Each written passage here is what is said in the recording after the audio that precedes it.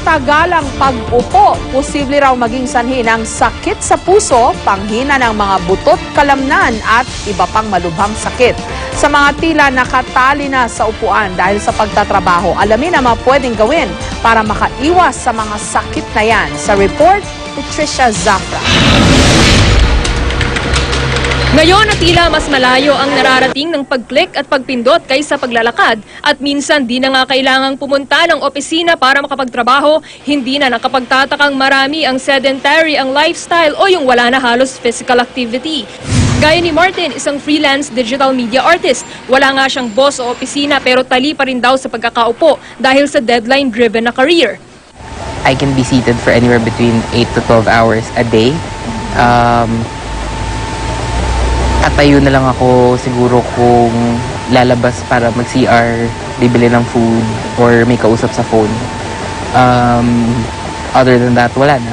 Kaya naman madalas maramdaman ang paniningil ng kanyang katawan. Kapag medyo matagal na akong nakaupo, sumasakit na yung likod ko. Usually, I feel it in my lower back. And I just, when it starts to get really bad, I just stretch a little.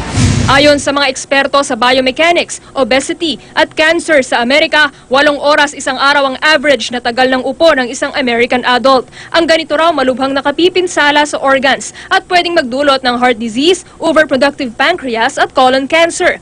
Nakapagpapahina rin ito ng mga kalamnan at buto sa leeg, likod at binti. Pati mood, apektado rin daw dahil walang sariwang dugo at oxygen na dumadaloy patungong utak.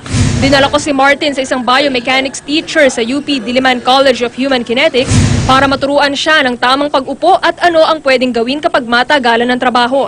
So usually, 90 degrees yung paa. Parang, yes, upright.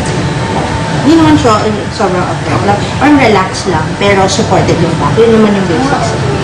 Usually nangyari dyan, pag masyado matagal, yun, kakarelax ka sa butt, sa back.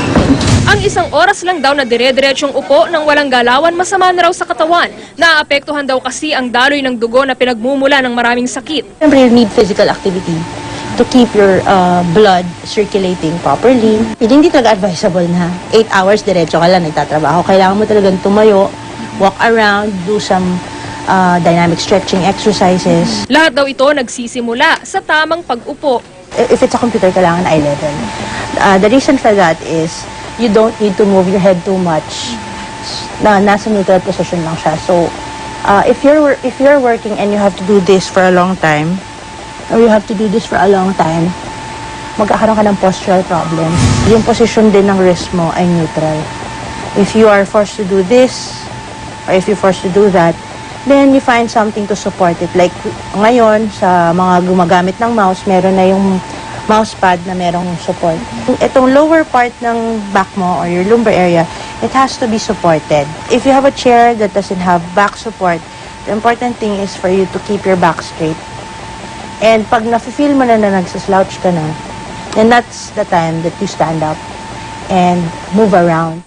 1, Pwede raw gawin ang mga ganito kasimpleng stretching o half squats, wrist stretches. Ilang minuto lang daw ito kada 1 oras na pag-upo. Pero ang pinakamabuti pa rin sa kalusugan, maglaan ng oras para sa ehersisyo. 3 beses sa isang araw, 30 to 45 minutes. Patricia Zafra, GMA News.